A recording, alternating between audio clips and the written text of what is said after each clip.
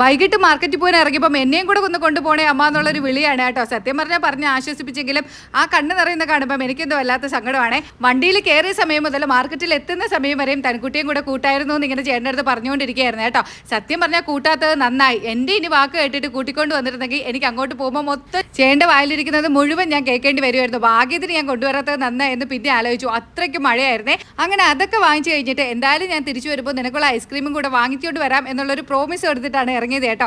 അങ്ങനെ ഐസ്ക്രീമൊക്കെ വാങ്ങിച്ച് തിരിച്ച് വീട്ടിലെത്തിയപ്പോൾ മിക്കവാറും എനിക്കറിയാം എന്നെ ഇങ്ങനെ നോക്കി നിൽപ്പുണ്ടായിരിക്കുമെന്നേ. അപ്പോൾ എന്തെങ്കിലും ഒരു സാധനങ്ങൾ വാങ്ങിച്ച് കൊടുക്കാമെന്ന് പറഞ്ഞിട്ട് കൊണ്ടുപോകാതിരുന്ന എനിക്കെന്തോ ഭയങ്കര സങ്കടമാണ് കേട്ടോ.